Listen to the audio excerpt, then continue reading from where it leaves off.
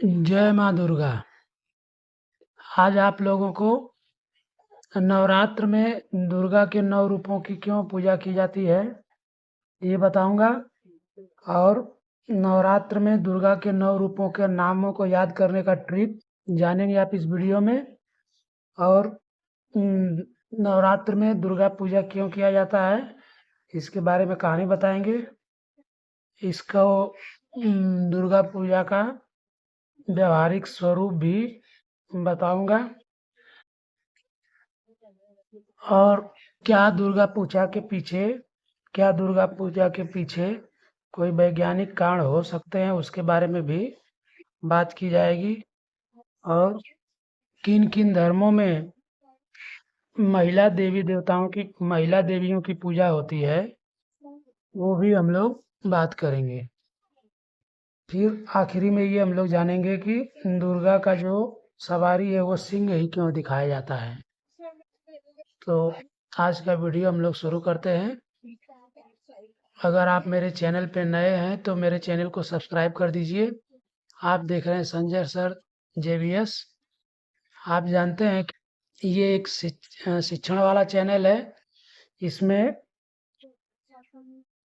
धर्म की बातें प्राय धर्मगुरु बताया करते हैं, लेकिन ये पब्लिक में इतना मामला दुर्गा जी का इतना प्रसिद्ध है कि उसके बारे में सामान्य लोग जानना चाहते हैं, तो उसके बारे में एक सामान्य जानकारी मैं दूंगा। तो चलिए आज का वीडियो हम लोग शुरू करते हैं। वीडियो शुरू करने से पहले आप लोग एक बार कमेंट में लिख दीजिए जय माँ दुर्गा। सबसे पहले दुर्गा के 9 रूपों को याद करने के ट्रिक की बात करते हैं। ये ट्रिक है सब सी के यस के कमसीन है। सब सी के यस के कमसीन है। इसको पढ़ते हैं सब सी के यस के कमसीन है। यस का मतलब है शैलपुत्री पहला रूप। बी का मतलब है ब्रह्मचारिणी। सी का मतलब है चंद्रघंटा। के का मतलब है कुष्मांडा। इस यश का मतलब है स्कंद माता। इस के का मतलब है कात्यायनी। और इस के का मतलब है कालरात्रि। इस यम का मतलब है महागौरी। और यश का मतलब है सिद्धिदात्री। तो ये दुर्गा के 9 रूपों की पूजा नवरात्र में होती है। आप जानते हैं कि नवरात्रि की जो पूजा किस महीने में होती है हिंदू महीने के अनुसार? तो यह दुर्गा पूजा या नवरात्र 2 बार मनाया जाता है। एक चैत के महीने में और दूसरा आश्विन के महीने में। 2 बार मनाया जाता है। चैत के महीने में जब गर्मी पड़ती है और आश्विन के महीने में जब शीत ऋतु ठंडी आने को होती है। तो दुर्गा का जो पहला रूप है उसे शैलपुत्री कहते हैं। शैलपुत्री का व्रत रखने से धन, रोजगार और स्वास्थ्य में वृद्धि होती है। शैलपुत्री की जो सवारी है वो नंदी नामक बैल है। शैलपुत्री का प्रतीक क्या है कि कोई काम आप शुरू कर रहे हैं तो जैसे शैल का मतलब चट्टान होता है, चट्टान की तरह मजबूती रखें, किसी काम को शुरू करें, दृढ़ संकल्पित होना चाहिए। इसमें शैलपुत्री के दाहिने हाथ में त्रिशूल होता है और बाएं हाथ में कमल होता है। शैलपुत्री किसके इनके माता पिता कौन थे? इनके पिता का नाम हिमालय हिमवत के घर पैदा हुई थी और इनकी माता का नाम मैना है।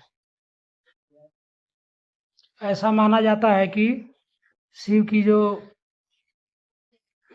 पत्नी सती थी, सती जो कि दक्ष प्रजापति की पुत्री थी,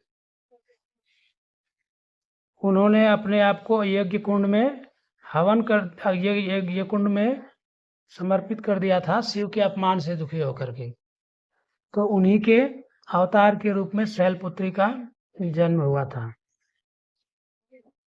राजा हिमालय के घर।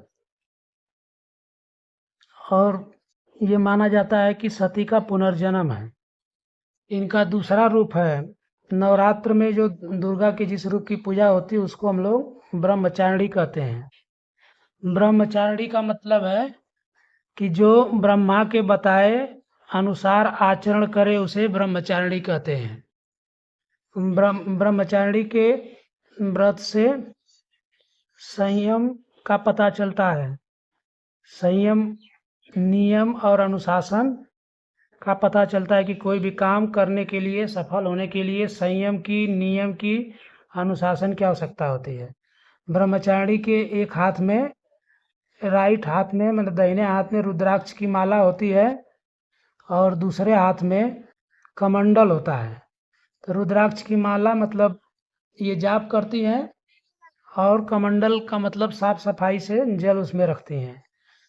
इनके ऐसा माना जाता है कि इनके व्रत से पराशक्तियों से संबंधित सिद्धियां प्राप्त होती हैं। इसके बाद है दुर्गा का तीसरा रूप है चंद्रघंटा। चंद्रघंटा को संतुष्टि की देवी भी कहा जाता है। इनके ध्यान से या इनके व्रत से आत्म कल्याण और शांति की प्राप्ति होती है। इन्हें चंद्रघंटा इसलिए कहा जाता है क्योंकि इनके माथे पर घंटे के आकार का चंद्रमा दिखाई देता है। इनको रणचंडी भी कहा जाता है। इनकी तीसरी आंख खुली रहती है। इनकी तीसरी आंख खुली होती है। इनके कुल मिला के 10 हाथ होते हैं और 2 हाथ में त्रिशूल लिए हुए होती हैं। एक में गदा, चौथे में धनुष, 5वें में बाण, इसके बाद 6वें में खड़ग, 7वें में कमल, 8वें में घंटा, 9वें में कमंडल, 9वें में कमंडल ली होती हैं और आखिरी हाथ जो है वो, एक हाथ जो बचता है वो आशीर्वाद की मुद्रा में या अभय मुद्रा में, यानी आशीर्वाद देती हैं, या अभय यानी कि निडरता प्रदान करती हैं। इसके बाद है चौथा स्वरूप। नवरात्रि में चौथे दिन कुष्मांडा की पूजा की जाती है। कुष्मांडा का अगर अर्थ हम लोग समझें तो कु का अर्थ होता है संस्कृत में घोड़ी, और उष्मा का अर्थ हो गया ऊर्जा, और यह अंडा। इसकी मतलब उष्मा या ऊर्जा का रूप दिखाता है कुष्मांडा। ये माना जाता है कि माता का यह रूप से ब्रह्मांड की रचना हुई। अंड मतलब ब्रह्मांड की रचना हुई है। ऐसा माना जाता है कि इनकी मंद मुस्कान से अंड अर्थात ब्रह्मांड की उत्पत्ति हुई है। ब्रह्मांड आमतौर पे गोल माना जाता है। इनकी आराधना से भय का नाश होता है। इन्हें अष्टभुजा के नाम से भी जाना जाता है। इनकी सवारी सिंह है। और कुष्मांडा का अर्थ ये भी कहा जाता है कि ब्रह्मांडीय अंडा। कुष्मांडा को आदि शक्ति के नाम से भी जाना जाता है। इसके बाद है नवदुर्गा का 5वां रूप स्कंद माता। 5वें दिन स्कंद माता की आराधना होती है। इनका नाम स्कंद माता क्यों है? क्योंकि भगवान शिव के जो बड़े पुत्र थे कार्तिकेय का एक अन्य नाम स्कंद भी है, तो स्कंद की माता अर्थात स्कंद माता कहा जाता है। इनकी सवारी सिंह होती है। ये 4 भुजा वाली होती है और 3 आंखों वाली माता है। इनकी 4 भुजाओं में 2 में कमल होता है और एक में कार्तिकेय को ली होती है और दूसरे में आशीर्वाद मुद्रा या फिर आशीष देती है दूसरे से। इसके बाद है 6वां रूप है कात्यायनी। इनका कात्यायनी नाम इसलिए है क्योंकि एक ऋषि हुए थे, कात्यायन नाम के एक ऋषि हुए थे। उन्होंने बहुत ही तपस्या की थी, माँ दुर्गा की आराधना की थी और उन्होंने ये आशीर्वाद प्राप्त किया था कि आप मेरे घर मेरी पुत्री के रूप में जन्म लें।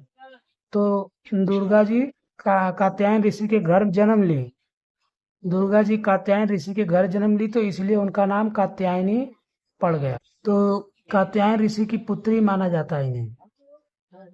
ये पुत्री रूप में रहती हैं।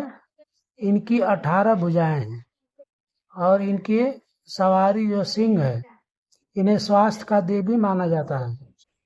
ये रोग, शोक, संताप को दूर करती हैं। ये कात्यायनी को दुर्गा का योद्धा भी माना जाता है। इसके बाद है 7वां रूप है माता दुर्गा का, वो है कालरात्रि। कालरात्रि ये गधे पे सवार होती है और काल का अर्थ होता है समय और रात्रि मतलब रात्रि के समय साधना जिनकी की जाती है वो है कालरात्रि। इनका यह रूप यह बताता है कि किसी भी काम में सफलता के लिए आप दिन रात में भेद मत कीजिए। दिन और रात हर समय किसी काम को करते रहिए। इन्हें अलौकिक शक्तियों का स्वामी माना जाता है। ये अलौकिक शक्तियों को देने वाली होती हैं। अलौकिक शक्तियां मतलब जो शक्तियां दिखाई नहीं देती हैं। और इनका रूप की आराधना तंत्र सिद्धि और मंत्र सिद्धि के लिए की जाती है। कहीं कहीं पे काल रात्रि को काली भी कहा जाता है। ये जो रूप है अंधकार और अज्ञान का नाश करती ऐसा माना जाता है। इनकी 4 भुजा होती है और इन्हें कहीं कहीं पे काली भी कहा जाता है। नवरात्रि के 8वें दिन महागौरी की पूजा की जाती है। महागौरी पार्वती को ही कहा जाता है। ये देवी दुर्गा का सबसे उत्कृष्ट स्वरूप माना जाता है। सबसे उत्कृष्ट स्वरूप माना जाता है। गांव में जो औरतें होती हैं ये अष्टमी का व्रत करती हैं। गांव में जो औरतें होती हैं तो अष्टमी का व्रत करती हैं, वो दरअसल माता पार्वती का ही व्रत करती हैं। इनकी 4 भुजाएं होती हैं। इनकी सवारी होती है बैल या फिर सफेद हाथी। ये जो रूप है महागौरी, ये चरित्र की पवित्रता का प्रतीक है। महागौरी वाला जो रूप है चरित्र की पवित्रता का प्रतीक माना जाता है। और इस रूप का ध्यान करने से आत्मा फिर से पवित्र होती है और स्वच्छ होती है। और इस रूप का ध्यान करने से पाप कर्मों के काले आवरण से मुक्ति मिलती है। इनके एक हाथ में त्रिशूल है, दूसरे हाथ में एक हाथ में त्रिशूल होता है, एक हाथ में त्रिशूल होता है और दूसरे हाथ में डमरू होता है। तीसरे हाथ में वरदान की मुद्रा में या वरद मुद्रा है और चौथा हाथ इनका अभय मुद्रा में अर्थात आशीर्वाद की मुद्रा में होता है। इसके बाद है 9वां रूप है सिद्धिदात्री। सिद्धिदात्री के 4 हाथ होते हैं। इन्हें सारी सिद्धियों का मूल माना जाता है। ऐसा माना जाता है कि जितनी भी सिद्धियां प्राप्त होती है इन्हीं के जड़ से प्राप्त होती है। ये सवारी इनकी दिखाया जाता है, कमल पे इनको विराजमान दिखाया जाता है। सिद्धिदात्री मतलब सिद्धि का मतलब कुशलता या सलीका। किसी भी काम को करने में कुशलता या सलीका महारत हासिल हो जाए तो ऐसा वरदान सिद्धिदात्री देती हैं। ये कहा जाता है कि शिव का जो अर्धनारीश्वर रूप है, अर्धनारीश्वर रूप में जो आधी जो महिला दिखाई देती है, महिला देवी, वो सिद्धिदात्री मानी जाती है। देवी पुराण के अनुसार भगवान शिव को कई सिद्धियां सिद्धिदात्री के स्वरूप से ही प्राप्त हुई। इनके 4 हाथों में, एक में कमल, दूसरे में शंख, तीसरे में गदा, चौथे में चक्र। अब इसको अगर हम लोग ये जाने कि चारों रूप में अलग अलग इसका महत्व, इसका साधारण रूप अगर हम लोग पहले बात करते हैं। देखिए ये तो भक्ति, दुर्गा से संबंधित भक्ति की बात है, लेकिन अगर हम लोग इसको ट्रिक में याद करें तो हम लोग ये देख सकते हैं यश का मतलब शैलपुत्री। शैलपुत्री जब किसी बालक का जन्म होता है तो या किसी बालिका का जन्म होता है तो वह शैल मतलब पत्थर कह सकते हैं, पत्थर के समान, यानी उसको ज्ञान आमतौर पे उतना होता नहीं है तो हम लोग उसको शैल पुत्री नाम रखा गया। दूसरे में है ब्रह्मचारिणी। जब कोई बालिका बड़ी होने लगती है तो वह स्कूल जाने लगती है और स्कूल जाते समय वो अनुशासन का, नियम का, संसार के बारे में जानकारियां प्राप्त करती है। जो भी उसे माता पिता वगैरह या फिर गुरु वगैरह सिखाते हैं, पूजा पाठ करने का नियम वो करती है, तो ये ब्रह्मचारिणी स्वरूप हो जाता है। तीसरा है सी से चंद्रघंटा। जब बालिकाएं सयानी हो जाती हैं तो उनके अंदर कुछ चंचला होता है और अक्सर मारपीट भी करने का स्वभाव होता है, तो इससे हम लोग चंद्रघंटा के स्वरूप को जोड़ सकते हैं। और चौथा रूप है कुष्मांडा। कुष्मांडा कुष्मांडा मतलब ये कह सकते हैं कि जब किसी बालिका की शादी होती है तो वह संतान को जन्म देने की स्थिति में होती है, तो आप इसको अंडा शब्द से ये कह सकते हैं कि वो उस रूप में प्राप्त कर कुष्मांडा रूप, यानी वहां से ऊर्जा, नई ऊर्जा का उत्पत्ति होती है। इसके बाद पांचवा रूप है यश। यश का मतलब स्कंद माता। तो इसको आप अब कह सकते हैं कि जन्म देने की प्रक्रिया है। उसके बाद जब जन्म दे दी किसी बालिका ने या किसी बालक को, तो वह स्कंद माता, मतलब स्कंद को जन्म दे दिया पार्वती ने, तो स्कंद माता कहलाई। इसी तरह से कोई महिला किसी बालक को जन्म दे तो वो माता स्वरूप में हो जाती है, स्कंद माता। इसके बाद छठवां स्वरूप है कात्यायनी। आपने ये देखा होगा कि जब भी कोई जीव संतान को जन्म देती है तो उसके अंदर अपने संतान की रक्षा करने के लिए एक शक्तियां आ जाती है, वो तत्पर रहती हैं। तो ये कात्यायनी और दुर्गा के योद्धा भी कहा जा रहा है इनको, तो कात्यायनी रूप है। कात्यायनी का मतलब हो गया कि बालक की रक्षा करने, अपने संतान की रक्षा के लिए युद्ध तक कर सकते हैं। और सातवां रूप कालरात्रि है, आठवां रूप महागौरी है और नौवां रूप सिद्धिदात्री है। ये जो मैंने व्यवहारिक रूप बताया है, ऐसा किसी धर्म ग्रंथों में नहीं लिखा हुआ है। तो सातवां, आठवां और नौवां का विश्लेषण आप लोग अपने से करिएगा, बताइएगा कि सातवां, आठवां और नौवां किस प्रकार के रूप हो सकते हैं। लेकिन ये 6 रूप जो मैंने 6 बताया, ये किस तरह के लगे आप लोगों को, एक बार कमेंट करके जरूर बताइएगा। इसके साथ ही हम लोग चलते हैं कथा के बारे में कि नवरात्र कहानी के बारे में, नवरात्र का व्रत क्यों किया जाता है। तो एक बार भगवान शिव के पास नारद मुनि पहुंचे और नारद जी जब पहुंचे तो शिव ने उनका कारण पूछा कि आप क्यों आए हैं। तो नारद ने कहा कि प्रभु, आप तो तीनों लोगों के ज्ञाता हैं, आपको पता ही होगा कि हम क्यों आए, लेकिन फिर भी आप पूछ रहे हैं तो मैं बता रहा हूँ कि मैं ये जानने आया हूँ कि नवरात्र के व्रत से क्या फायदे होते हैं। तो शिव ने उनको एक कहानी सुनाई। कहा कि कौशल नामक स्थान पर एक सुशील वैश्य नाम का व्यक्ति रहता था। उसकी कई संतानें थी, उसके पास रोजगार नहीं था, धन धान्य की कमी थी, गरीब था, दरिद्र था, लेकिन वह धर्मपरायण था। तो एक दिन उस व्यक्ति के घर, अर्थात धर्म को मानने वाले था, अच्छे चरित्र का व्यक्ति था। एक दिन उसके घर एक विद्वान ब्राह्मण आते हैं। विद्वान ब्राह्मण को वह यथोचित सत्कार करता है, भोजन पानी जो भी देना होता है वो देता है। और उनकी जब खातिरदारी होती है ब्राह्मण की, तो ब्राह्मण बहुत ही खुश होते हैं और उससे हालचाल पूछते हैं। तो वह अपने बारे में बताता है कि मैं बहुत ही दरिद्र हूँ, इतना धन धान्य नहीं कि सभी को भरपेट भोजन दे सकूं, एक ही टाइम का भोजन कर पाता हूँ, धन दौलत की कमी है, पुत्रियां हैं जो कि ब्याह करने योग्य हो गई हैं। इस तरह की बातें अपनी व्यथा उन ब्राह्मण को सुनाई। तो ब्राह्मण ने उसे उपाय बताया और ये बताया कि भगवान राम जब लंका पहुंचे थे तो उन्होंने शक्ति प्राप्त करने के लिए और सिद्धि प्राप्त करने के लिए माँ दुर्गा की आराधना किया था। तो आप भी भली भांति नियम पूर्वक माँ दुर्गा की नवरात्रि व्रत कीजिए, इससे आपको फायदा होगा। तो वह जो सुशील वैश्य था, उसने 9 साल तक उस व्रत को किया।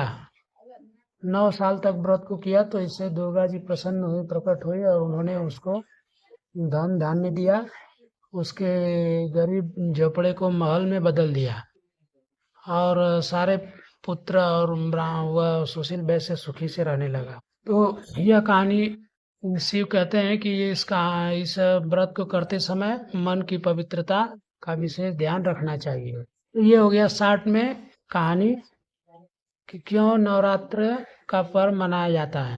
उसके बाद हम लोग आते हैं, नवरात्रि का पर्व मनाया जाता है, उसके पीछे क्या कोई वैज्ञानिक कारण हो सकता है?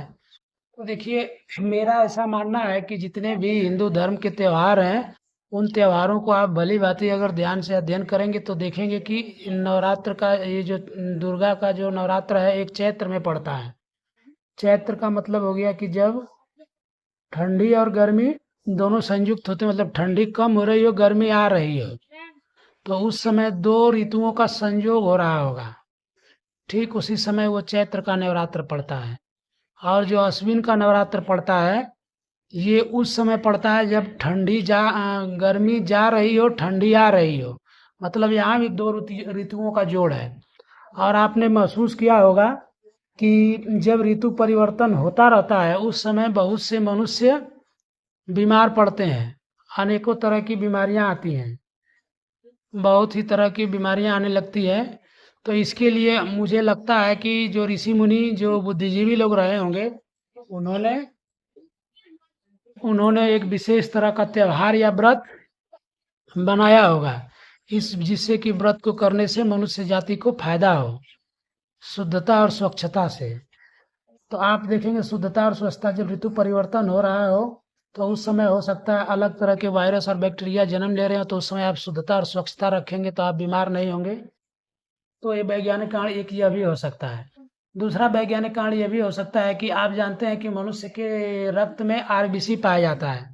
आरबीसी जो बनता है, आरबीसी की अगर कमी हो जाए तो निमोनिया, आरबीसी में लोहे की मात्रा होती है, तो इससे रक्त छीणता, खून की कमी आमतौर पे कहा जाता है, या कमजोरी कहा जाता है, इस तरह की रोग हो जाते हैं। तो आम जनमानस जो है, बहुत ही अमीर नहीं है, वह फल फूल वगैरह या फिर अच्छे अच्छे भोजन नहीं कर पाता है, तो उसके शरीर में इस तरह की कमियां होना स्वाभाविक होता है। तो जब त्योहार मनाए जाते हैं, आरबीसी का जीवन काल जानते हैं कि 6 महीने 180 दिन लगभग होता है। तो ठीक 6 महीने बाद ये दोनों त्योहार मनाए जाते हैं। तो जिस समय ये त्योहार मनाए जाते हैं उस समय लोग आमतौर पे 9 दिन का अगर व्रत करेंगे तो फल फूल वगैरह का भोजन करते हैं। तो इन फल फूलों में प्रचुर मात्रा में विटामिन, खनिज लवण और जो शरीर के लिए आवश्यक भोजन पदार्थ है वो मिल जाते हैं। तो इससे ऐसा हो सकता है कि आरबीसी की पूर्ति शरीर में हो जाती है और आदमी रोगों से मुक्त रहता है। तो एक इसके पीछे तो दूसरा वैज्ञानिक कारण ये भी हो सकता है। इसके अलावा आप ये भी जानते हैं कि ध्यान करने से मनुष्य को शांति प्राप्त होती है। ध्यान करने से मनुष्य को शांति प्राप्त होती है, तो ये भी कारण हो सकते हैं। तो ये हो गए आपके वैज्ञानिक कारण मेरे अनुसार। अब इसके बाद हम लोग चलते हैं कि दुर्गा का जो मुख्य सवारी वो सिंह ही क्यों दिखाया जाता है। क्योंकि आमतौर पे दुर्गा की आराधना शक्ति के प्रतीक के रूप में की जाती है। ऐसा एक कहानी है कि भगवान राम ने जब लंका पे विजय प्राप्त करना हुआ तो उसके पहले उन्होंने दुर्गा की आराधना की थी और उन्होंने लंका पर विजय प्राप्त की। तो शक्ति का पर्व माना जाता है। तो जानवरों में जो सिंह होता है वो सबसे श्रेष्ठ या सबसे श्रेष्ठ शक्ति का प्रतीक माना जाता है। तो ऐसा है कि दुर्गा जी को सिंह पे सवार दिखाया था, मतलब श्रेष्ठ शक्ति उनके पास विद्यमान, ये ऐसा प्रतीक बनाया गया है। तो आप लोग एक चीज और मैं बताना इसमें अभी छोड़ा हूँ कि किन किन धर्मों में महिलाओं को देवी के रूप में पूजा की जाती है। तो आप देखेंगे कि बहुत से ऐसे धर्म है जहाँ पे महिलाओं को पूजा का अधिकार नहीं है, महिलाओं की देवी के रूप में पूजा नहीं की जाती है। लेकिन केवल हिंदू धर्म ऐसा है जहाँ पे महिलाओं को बहुत ही ऊंचा स्थान दिया गया है और उनकी पूजा तक की जाती है। और इसके अलावा कौन कौन से धर्म है जिनमें महिलाओं की विशेषकर पूजा होती है, कमेंट करके आप लोग बताइएगा। और आप सभी को इस वीडियो से जरूर कुछ न कुछ ज्ञान मिला होगा। यह एक साधारण जानकारी है क्योंकि मैं धार्मिक गुरु नहीं हूँ और मुझे धर्म की कोई विशेष गहन जानकारी नहीं है। मैंने अपने अनुभव और जानकारियों के आधार पे कुछ पत्र पत्रिकाओं के अध्ययन के आधार पे ये जानकारियाँ दी है। अगर वीडियो अच्छा लगा हो तो लाइक कर दीजिएगा। और इसके बाद अगर आप मेरे चैनल पे अगर नए हैं तो मेरे चैनल को सब्सक्राइब कर लीजिएगा और एक प्यारा सा कमेंट कर दीजिएगा। इसके अलावा आपको बताना चाहूँगा कि मेरे चैनल पे कक्षा 9, 10, 11 और 12 के बहुत से शैक्षिक वीडियो पड़े हुए हैं। आप अगर 9, 10, 11, 12 के छात्र हों तो इस पर जा कर के देख सकते हैं। और यदि आप तैयारी कर रहे हो जैसे एसएससी और उत्तर प्रदेश पुलिस या फिर पुलिस की तैयारी कर रहे हो, किसी परीक्षा की तैयारी कर रहे हो, अन्य प्रतियोगी परीक्षा की, तो इसके भी बहुत से शॉर्ट और लॉन्ग वीडियो मैंने चैनल पे बनाए हुए हैं, तो आप जा कर के देखिए। बहुत बहुत धन्यवाद। बहुत बहुत धन्यवाद मेरे वीडियो को अभी तक देखने के लिए। आप सभी का दिन मंगलमय हो और मैं आप लोगों से विदा लेता हूँ। जय हिंद, जय भारत, जय दुर्गा माँ।